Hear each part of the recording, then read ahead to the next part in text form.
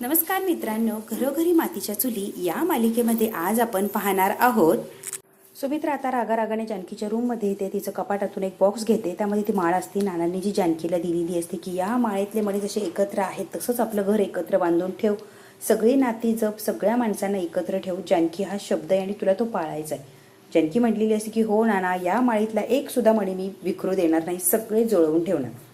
सुमित्रा येते आणि लगेच रागाने ती माळ घेते. जानकी म्हणते आई तुमचा काहीतरी गैरसमज झालाय, आई काहीतरी गैरसमज झालाय. ऋषिकेश म्हणतो आई काय झालंय, तू काय करतेय. सुमित्रा काहीच ऐकत नाही, ती माळ घेते आणि लगेच रागारागाने खाली निघून गेलेली असते. बात ऐकत नाही, तन करत ही सुमित्रा खाली आलेली असते. ऋषिकेश आई फार चिडल्यात, बघा ना अजिबात माझं काही ऐकत नाही. माळ देताना नानाने सांगितलं होतं माळ जशी आहे सगळे मणी एकमेकांना घट्ट धरून येत तसं कुटुंबातल्या प्रत्येकाला घट्ट धरून ठेव. जानकी सांगितलं होतं ना, आणि नानांना शब्द दिला होता. हो नाना मी असंच वागणार. मग काय झालं का त्या शब्दाचं. आणि जबाबदारी टाकली होती हिच्यावर आणि हिने काय केलं. म्हणते नानांनी चूक केली, हिची पात्रता नसताना सुद्धा फार हिला डोक्यावर बसवली. मोठी जबाबदारी हिच्यावर टाकली. नानांनी खरंच चूक केली होती. चूक मी सुधारणार आहे, ही माळ मी तोडून टाकणार आहे, अजिबात तिला कुठली जबाबदारी नको.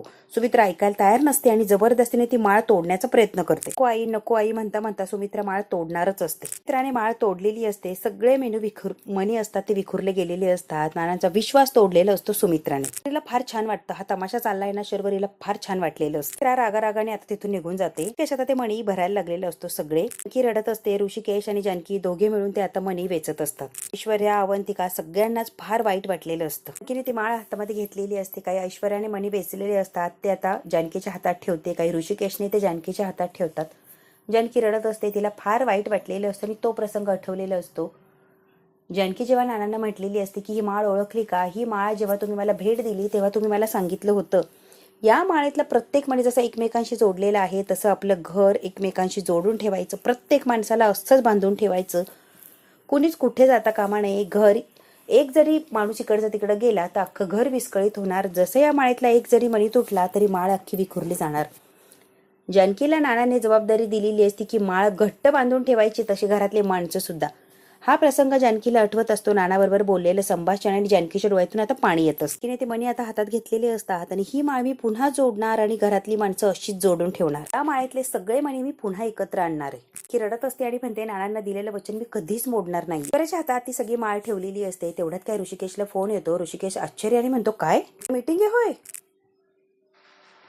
ऋषिकेश म्हणतो आला असतो मीटिंगला मी, काय हरकत नाहीये, पण इथून पुढे बाजार समितीचा सगळा कारभार ही जानकी सांभाळणार आहे, मी सांभाळणार नाहीये.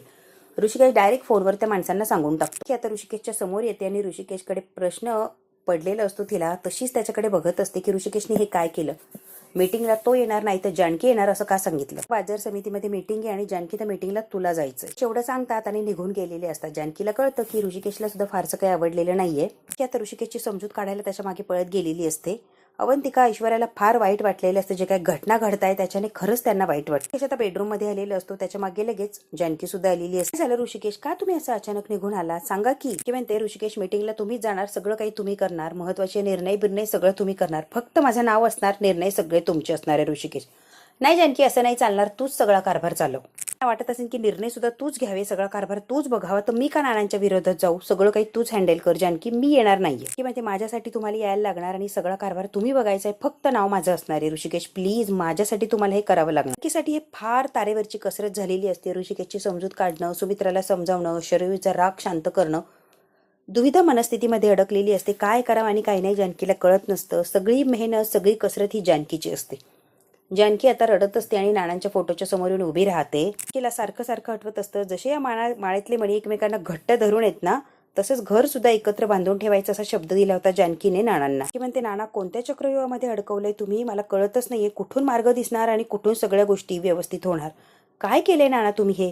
तुमच्या एका निर्णयामुळे घरातल्या सगळ्या लोकांची मनं दुखावली आहेत आणि नको नको ती शंका कुशंका वादविवाद सुरू झालेत. त्यापासून सगळे दूर चाललेत. नाना हे चुकीचं आहे, तुम्ही हे नव्हतं करायला पाहिजे. प्रत्येक माणूस जर माझ्यापासून दूर गेला तर मी काय करू. आता नानांना प्रश्न विचारत असते, तुम्ही असं का केलं, मला उत्तर हवंय. जी घट्ट माळ माझ्या हातात दिली होती ती माळ निखळेल आणि सगळे मोती इकडे तिकडे बिखरेल असं अवस्था झाली आहे. सगळी माणसं माझ्या हातातून एक एक करून निसटत चालली आहे. नाना तुम्ही फार फार अवघड सिच्युएशन मध्ये आणून ठेवलंय मला. च्या जागी अध्यक्षपदी मी उभा राहावं असं का वाटलं आणि तुम्ही असा का निर्णय घेतलाय नाना, मला खरंच कळत नाही. का असं निर्णय घेतला आणि का सगळ्यांना दुखवत चाललीये मी कळतच नाही. कधीच कुणाच्या बाबतीत चुकीचं किंवा वाईट असं चिंतणार नाहीये. सगळ्यांचं चांगलं व्हावं असाच विचार करणारे नाना मी. अंधारातून मला बाहेर काढा, अंधाराची भीती वाटायला लागली नाना. काहीही करा आणि मला या अंधारातून बाहेर काढा प्लीज. नाना मी एकटी पडलीये, मला साथ हवीये. मी रचलेल्या या चक्रव्यूहामध्ये मी अडकलीये आणि आता अडकत अडकत इतकी अडकलीये की बाहेर निघण्याचा रस्ता सापडत नाहीये नाना. की रडत असते, नानांच्या फोटो पुढे उभा राहून हात जोडत असते. नाना या सगळ्यातून बाहेर पडायचा मार्ग दाखवा आणि फक्त तुम्हीच मला मार्ग दाखवू शकताय. प्लीज नाना मला मार्ग दाखवा. की रडत असते, हताश झालेली असते, निराश असते, रडून रडून अगदी हाल झालेले असतात जानकीचे, कारण ती एकटी पडलेली असते. खांद्यावर आधार दिलेला असतो, आधाराचा हात ठेवलेला असतो तो अवंतिकाने, दुसरा हात आलेला असतो तिच्या खांद्यावर तो ऐश्वर्याचा. दोघीने खंबीरपणे साथ दिलेली असते जानकीला. बहिणी तुम्ही शांत बसा, कशाला एवढं टेन्शन घेताय, सगळं व्यवस्थित होणार आहे बहिणी प्लीज. त्या गोष्टी व्यवस्थित व्हायला थोडा वेळ लागणार आहे, सगळ्या गोष्टी सावरायला थोडा वेळ द्या ना बहिणी. मुलांना ज्यांनी कोणी आपल्यापासून दूर केले ना जानकी, त्याला आपण सोडायचं नाहीये, त्याला शोधायचं आणि शिक्षा द्यायचीच आहे. की म्हणते तुम्ही म्हणताय ते बरोबर आहे, काय सत्य आपण लवकरात लवकर शोधू आणि जगासमोर सत्य आणू. मी सौमीशी बोलायचा प्रयत्न केला होता पण त्यांनी काहीच मला बोलू शकले नाही या विषयावर. केश आहे आपल्या बरोबर, थँक गॉड. तू बोलली का सारंग भाऊजीशी? नाही, अजून माझं पण काही बोलणं झालेलं नाही. या गोष्टींची सुरुवात कुठून आणि कशी करायची हे ठरवायला पाहिजे आधी. ज्या ठिकाणी हल्ला झालाय तिथपासून सुरुवात करायची आहे. सगळ्या गोष्टींची सुरुवात फक्त हल्ला झाला त्या ठिकाणावरून होणार. आता तिघीने ठरवलेलं असतं नानांचं खुनी कोण आहे हे शोधायचं. जानकी म्हणते आपण त्या मंदिरात जाऊया, ज्याने कोणी हल्ला केलाय नानांवर ते हल्लेखोराला कोणी बघितलं की काय, तिथे गेल्यावर चौकशी केल्यावर आपल्याला कळेल. जानकी म्हणते मंदिरापासून सुरुवात करू आणि मंदिरातूनच आता सुरुवात करूया. नानांचा गुन्हेगार कोण आहे, नानांचा खुनी कोण आहे. की जे म्हणली हे दोघींना सुद्धा पटलेलं असतं. तिघी मिळून आता कामाला लागणार, त्याला घरीच थांबवणार असतात. ऐश्वर्या आणि जानकी जाणार असतात चौकशी करण्यासाठी. खूप वाढलंय त्यात तो दोन जीवांशी नको उन्हात फिरू प्लीज. ते काय जानकी आता ताट म्हणजे जेवणाची तयारी करत असतात. पहिलं ताट भरलेलं असतं. आईंना नेऊन दे असं जानकी अवंतिकाला म्हणते. अवंतिका म्हणते खरं सांगू का, त्या माझ्यावर सुद्धा नाराज आहे. माझ्याशी पहिल्यासारखं बोलत नाही, वागत नाही. असं व्हायला नको की मी ताट घेऊन गेली वहिनी म्हणून त्या जेवल्याच नाही. असं व्हायला नको प्लीज, त्यांनी जेवलंच पाहिजे. ऐश्वर्याला सांगते, ऐश्वर्या नेऊन देईन त्यांना ताट. ऐश्वर्याच्या हातात ताट देते जानकी. तू आईनं खिचडी खाऊ घाल, आमच्या हातून खाणार नाही असं वाटतं, तू भरवलं की त्या नक्की खातील. ऐश्वर्या आता घेऊन गेलेली असते सुमित्राला जेवण. आता तिला ती जीव घालणार असते आणि मग ह्या यांचा कामाला लागणार असतं. आता सुमित्राची कान भरत असते, रडून रडून अगदी ड्रामा करून ही शर्वरी आणि सुमित्राच्या मनात अजून विष पेरण्याचा प्रयत्न करत असते. जानकीने सगळ्या लोकांचा विचार करायला हवा होता, पैशासाठी सगळ्याच गोष्टींसाठी सगळं स्वतःच घेऊन बसलीये. जानकी बहिणीची वागली आहे नाही ते खरंच चुकीचं आहे. पैशासाठी प्रॉपर्टीसाठी सगळं जानकी बहिणीने आधी केलेल्या याच्यावर पाणी फेरलंय आणि सगळं स्वतः हडपून बसलीस. आई हे चुकीचं नाही वाटत आहे का तुला? शर्वरी नको नको ते आईच्या डोक्यात भरवत असते. शर्वरी नाटक करत असते, आई रडू नको ना प्लीज, आई रडू नको. कशावरून तिने वकिलाला सुद्धा मॅनेज केलं नसेल ग, करू शकते ना, पैसा फेकला की सगळं मॅनेज होतं. जानकीनेच मॅनेज केलं असणारे. वकिलामध्ये फक्त वहिनी एकटी होती, वकिलाला तिने बोलवलं, नाना मेले हे तिनेच आपल्याला सांगितलं. कोणालाच माहित नाही एक्झॅक्टली हॉस्पिटलमध्ये काय झालं. सुमित्राच्या मनात नको नको ते विष पेरण्याचा प्रयत्न करत असते ही शर्वरी. प्रॉपर्टी स्वतःच्या नावावर, नाना मेलेलेच डायरेक्ट कळालं. बाप रे काय भयंकर आहे ही जानकी. समितीचं पद सुद्धा स्वतः मिळवलंय. बघ की जानकी किती हुशार आहे. आता खरंच वाटायला लागले आई वहिनीनेच नानांचा जीव घेतला. 100% नानांच्या मृत्यूला जबाबदार ही वहिनीच आहे. शर्वरी आलेली असते, आई चला जेवून घ्या काहीतरी. तर रडत असतात. फार शर्वरी रडायचं, फार हातात झाल्याचं दुःख झाल्याचं नाटक करत असते. ऐश्वर्याला माहित असतं शर्वरी काय चीज आहे. तुमच्यासाठी गरमागरम खिचडी आणली, खाऊन घ्या बरं. चला, काहीच खाल्लं नाही, खायला लागणार आहे, चला बरं. तर म्हणते नको, मला भूकही नाहीये आणि इच्छाही नाही काही खाण्यापिण्याची, मला काही खायचंच नाहीये. येऊन जा इथून, मला काहीच खायचं नाहीये. शर्वरीला फार आनंद होत असतो. खायचं नाही असं कसं म्हणताय तुम्ही? नानांची जबाबदारी, नानांची जागा तुम्हाला घ्यायची आहे, नानांसारखं तुम्हाला वागायचंय, सगळ्यांना सावरायचंय. तुम्ही खाल्लं पिल्लं नाही तर तुमची तब्येत बिघडून जाणार. आई तुम्हाला कळतंय का? खंबीरपणे उभा राहायचं असेल तर पोटात 2 घासे गेलेच पाहिजे. ऐश्वर्या फार समजून सांगण्याचा प्रयत्न करते. ती चुकलो तर तुम्हाला आम्हाला समजून सांगायचंय आई, आमची जबाबदारीची जाणीव करून द्यायची आहे. ती आहे ना ग सगळ्यांची लाडकी जानकी, ती सगळं करेल, माझी काय गरज आहे? सगळं तिच्या मालकीचं करून दिलंय, सगळी सत्ता तिच्या ताब्यात दिली आहे, तर माझं काय, मी कशाला काय मध्ये मध्ये करू? ते आई प्लीज असं काही बोलू नका आणि का चुकीचा विचार करताय? जानकी सुद्धा चांगली आहे, तुमचा काहीतरी गैरसमज होतोय. कसं वागायचं, कसं बोलायचं तुम्ही आता मला शिकवा, कारण मला अक्कल राहिली नाही ना. नाना गेलेत, त्यांच्याबरोबर माझी अक्कल सुद्धा घेऊन गेले. सांगा, मी तसंच वागीन, मी सगळं ऐकीन तुमचं. तुम्ही काय सांगाल ना ते सगळं ऐकायला तयार आहे मी. गुलाम बनून राहायला तयार आहे मी. आई तुमचा काहीतरी गैरसमज होतोय, गुलाम बनून राहा असं म्हणतच नाहीये. शिरा फक्त अवंतिकाला खावासा वाटला म्हणून तिच्यापुरतं अगदी एवढासा बनवला होता. मला काही ऐकायचं नाहीये, काही ऐकून घ्यायचं नाही आणि समजून तर अजिबात नाही. प्लीज मला काही सांगायला जाऊ नको ऐश्वर्या. शर्वरीने बरोबर गेम केलेला असतो आणि बरोबर तिचा पत्ता सुद्धा याच्यावर लागलेला असतो योग्य ठिकाणी. आणि सुमित्रा ती इतकी बिथरलेली असते की कोणाचंच ऐकून घ्यायला तयार नसते. बघ की नाना गेले 2 दिवस झाले नाही, शिरा वगैरे गोडधोड करून खायला लागला. भारी आहे ना. गेल्यावर तर गावभर पेढे सुद्धा वाटताल ग हत्तीवरून. नका असं बोलू, चुकीचा गैरसमज झालाय तुमचा काहीतरी. प्लीज आई नका ना असा विचार करू. बोलू नको बरं, मी गेले वगैरे असं बोलू नको. मी एकटीच पडेल.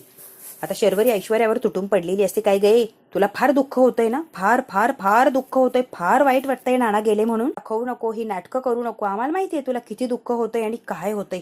आनंद होतोय आनंद, फक्त आमच्यासमोर नाटकं करतीये तू, माहितीये आम्हाला. शर्वरी आता ऐश्वर्याबरोबर भांडायला सुरुवात करते ना. ऐश्वर्या, घरात जे काही करायचंय ना, वागायचं, बोलायचं, खायचं, प्यायचं, व्यवहार करायचा, सगळं जानकी म्हणेल तसंच करायचंय. आता जानकीच्याच तालावर नाचायचंय. ऐश्वर्या, मनाने आपण काहीच करू शकत नाही आहोत. तुला मला 1 रुपया जरी लागत असेल ना, तर तिलाच विचारायला लागणार आहे. तिच्याशिवाय आता पाणच हलणार नाहीये. सगळी सत्ता जानकीच्या ताब्यात आहे. कळतंय का तुला ऐश्वर्या? आता ही जी शर्वरी असते ती बोलून बोलून बरोबर ऐश्वर्याला सुद्धा गुंडाळण्याचा प्रयत्न करते. जसं तिने आता सुमित्राला गुंडाळलेलं असतं इमोशनल ब्लॅकमेल करून, तसं आता इमोशनल ब्लॅकमेल करून ऐश्वर्याला सुद्धा शर्वरी तिच्या बाजूने वळवण्याचा प्रयत्न करते. हळूहळू फक्त जानकी एकटी राहिली पाहिजे हा प्लॅन असतो या शर्वरीचा. म्हणजे हिच्यावर कोणी बोट ठेवणार नाही आणि हिने जो कारनामा केलाय त्यातून ती निर्दोष सुटेल आणि सगळा ब्लेम जाणार तो जानकीवर. यासाठी ती ऐश्वर्याला सुद्धा मॅनेज करायला लागलेली असते. प्रॉपर्टी तिच्याकडे दुसऱ्या कोणाकडे काहीच अधिकार नाहीये. फक्त जानकी होल अँड सोल आहे पूर्ण प्रॉपर्टीची. तरी जानकी कधीच कुठल्या गोष्टीला नाही म्हणणार नाही आणि विचारणार सुद्धा नाही. त्यामुळे उगाच गैरसमज करू नकोस ना. मग आजच्या तिने माझे पैसे द्यावे, देऊ दे मला 1.5 करोड रुपये. नानांनी शब्द दिला होता ना, तिला म्हण 1 मिनिटात माझे 1.5 करोड रुपये दे. तिचे पैसे दिले तर माझ्याबद्दल तिचं जे मत होतं ते चुकीचं होतं हे मान्य करेल. पॉसिबल आहे का? देणार किती एक रकमी एवढे पैसे? नाही. तू बघ तरी ट्राय कर. जानकीमुळे आज हा प्रसंग ओढवलाय आमच्यावर. हा दिवस बघायला लागतो. माझे वडील हे जग सोडून गेले फक्त आणि फक्त जानकीमुळे. तुम्ही काहीतरी काय बोलताय? जानकीचा काय संबंध या सगळ्यात? उलट तिने नानांचा जीव वाचवण्याचा प्रयत्न केलाय. खोटं वाटतंय का ग? अजून सुद्धा सगळं जानकीनेच केलंय. दिवशी मला पैसे मिळणार होते त्या दिवशी नाना बेशुद्ध पडले, बरोबर ना? कसं नाना ज्या दिवशी मला पैसे देणार आहे त्याच दिवशी बरोबर त्यांचा कसा ऍक्सिडेंट झाला, म्हणजे तो अटॅक झाला, जीवे मारलं नानांना. कोण असं करू शकतंय तूच सांग. मला पैसे मिळू नये यासाठीच कोणीतरी धडपड केली असेल ना. कुणी केला? ज्या व्यक्तीला मला पैसे मिळूच द्यायचे नव्हते ना त्याच व्यक्तीने नानांवर अटॅक केला. परीने आता मोठा राडा घातलेला असतो. सुमित्रा आणि ऐश्वर्याला जानकीच्या विरोधात भडकवत असते. सुमित्रा म्हणते बरोबर आहे, तुला पैसे मिळू नये ना असं फक्त जानकीलाच वाटत होतं, म्हणजे जानकीने मारलंय का नानांना? ते काय बोलताय आई? तुम्हाला तरी कळतंय का? शरुताईचं काहीच ऐकू नका तुम्ही. किती भाग्यवान आहे, किती गुणी सून मिळाली मला ऐश्वर्या. माझ्या पोरीला पैसे मिळावे म्हणून प्रयत्न करते. वा वा वा, 1 नंबर भाग्यवान आहे आम्ही. सुमित्रा आता काहीही बोलत सुटलेली असते, कारण तिच्या मनात विष पेरलेलं असतं जानकी विषयी शर्वरीने. कळतं हे सगळं जानकीचं नाटक होतं. प्रॉपर्टी स्वतःच्या घशात घालण्यासाठी पुढे पुढे करत होती आणि शेवटी तिने तो डाव साधलाच. सगळं तिने मिळवलंच. बास बास बास, किती पुढे चालला आणि किती डोक्याचा विचार करताय. जानकी असं चुकून सुद्धा विचार करू शकत नाहीये.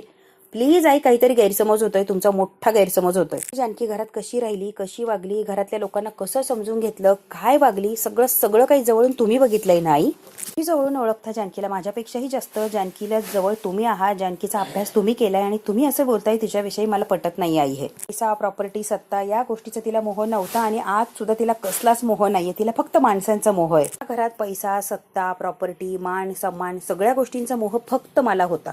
हे सगळं हवं होतं आणि हे घर उद्ध्वस्त करायला सुद्धा मीच निघाले होते आई. मला चांगलं आठवतंय की या सगळ्यात कुठेच आणि कधीच नव्हती. किती वेळा तिला त्रास दिलाय, किती छळले, लिमिट नाहीये त्या छळायला. सुद्धा त्या बाईने माझा कधीच रागराग केला नाही, तिरस्कार केला नाही. प्रत्येक वेळेला मला समजून सांगण्याचा, मला सुधारण्याचाच प्रयत्न केलाय.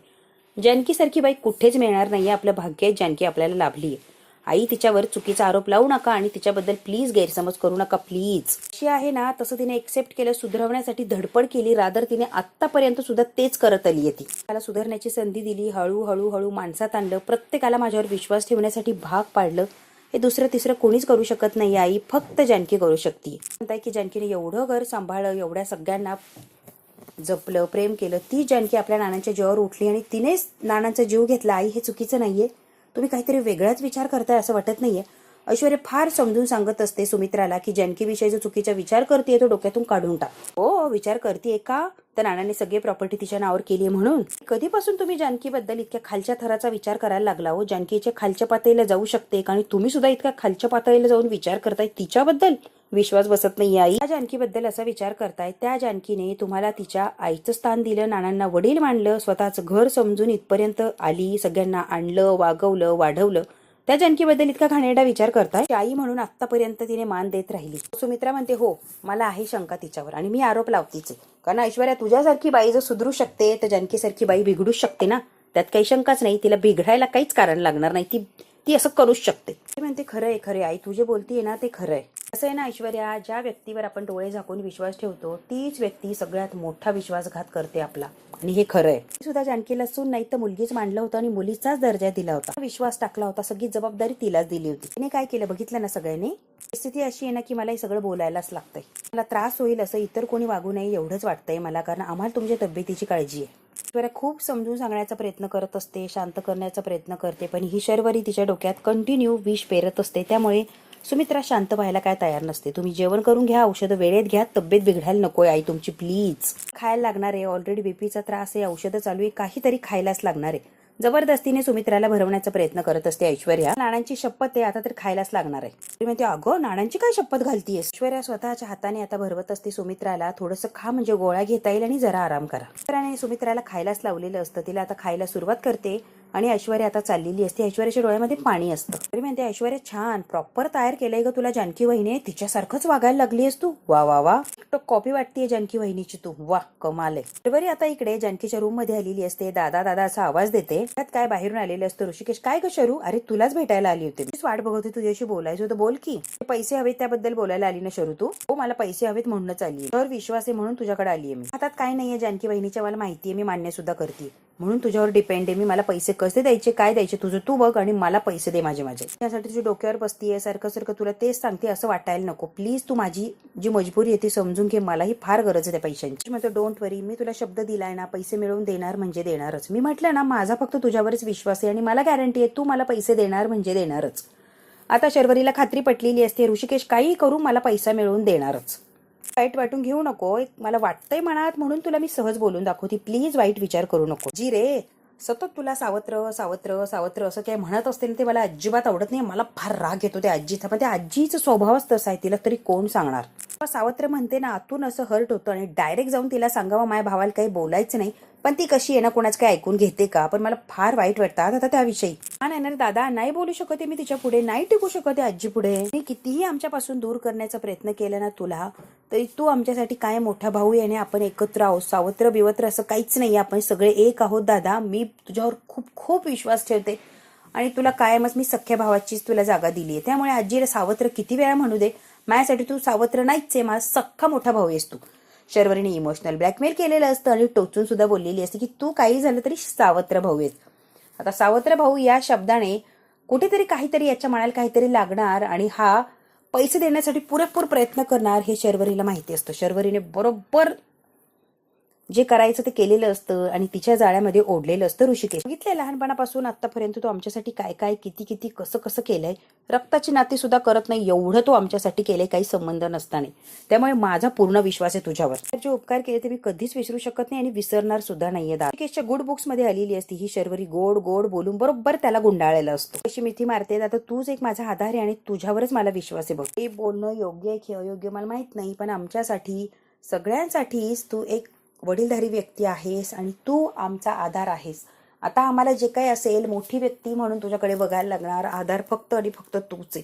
त्यामुळे नानांच्या नंतर आम्हाला कधीच तू म्हणजे दूर करू नकोस. कायम नानांसारखाच आमच्या डोक्यावर हात ठेव. मायेचा आधाराचा सगळं सगळं काही तूच आहे दादा आमच्यासाठी आजपासून. तुमच्या जागी आज जर कुणाला बघत असू फक्त आणि फक्त ऋषिकेश दादा तू आहेस. तूच आमचा आधार आणि खंबीर आहेस. तू आहेस म्हणून आम्ही आहोत नाही तर आम्ही सगळे कोलमडून पडलो असतो. नाना म्हणून मोठं बोकाड पसरलेलं असतं. ऋषिकेशला इमोशनल ब्लॅकमेल केलेलं असतं.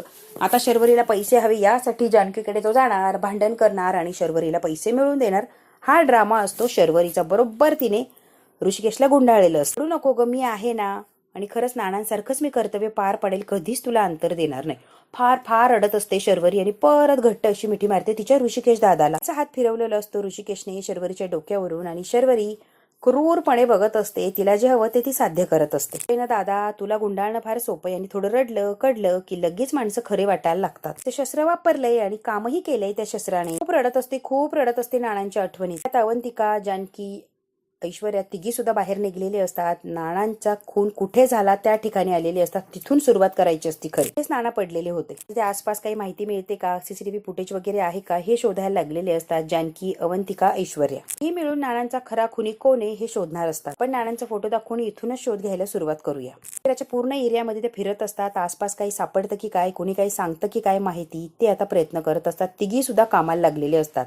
आणखी प्रत्येकाकडे चौकशी करत असते. हीच कोणाला माहिती मिळालेली नसते. पण ती का ऐश्वर्या, जानकी त्यांच्या पद्धतीने चौकशी करतात, माहिती मिळवतात. पण कोणाला काहीच माहिती मिळालेली नसते. त्या म्हणतात कोणालाच कसं काही माहिती मिळालेली नाहीये, आता काय करायचं आणि कुठून सुरुवात करायची आणि कुठून शेवट करायचा, आता तर काहीच कळत नाही. केलं असेल ग नानांवर अटॅक, शोधायचंय खुन्याला की म्हणते तेच तर कळत नाहीये ग. आता तिघींना खरंच काही नानांचा तपास लागतो का, कोणी मारलंय काय. हा भाग तर इथेच संपतोय. पुढच्या भागात काय होणार अगदी आपण थोडक्यात बघूया.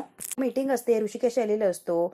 ते चला मीटिंगला सुरुवात करूया. ऋषिकेश म्हणतो हो, पण त्याआधी मला थोडंसं बोलायचंय. त्यापासून बाजार समितीचा अध्यक्ष मी नाही तर माझी बायको असणारी जानकी. ते अध्यक्ष म्हणून जानकी रणदिवेची नेमणूक आम्हाला मान्य नाहीच आहे. तुम्ही आहात, मग जानकी कशी होऊ शकते अचानक. बाजार समिती म्हणजे तुमचं स्वतःचं वैयक्तिक ऑफिस नाहीये. लोक आता जानकीला त्या पदावर बसवायच्या विरोधात असतात. त्या लोकांचा विरोध असतो. आता जानकी, ऋषिकेश त्या लोकांना समजावून सांगणार का, आणि जानकीलाच त्या पदावर बसू द्या अशी रिक्वेस्ट जेव्हा ऋषिकेश करेल तेव्हा ते लोक ऐकतील का. सगळ्या लोकांना धक्का बसलेला असतो. परस्पर असे निर्णय नाही घेऊ शकत. सगळ्या लोकांची संमती असेल तरच हा निर्णय होऊ शकतो. जानकी तर आलेली असते आता बाजार समितीमध्ये.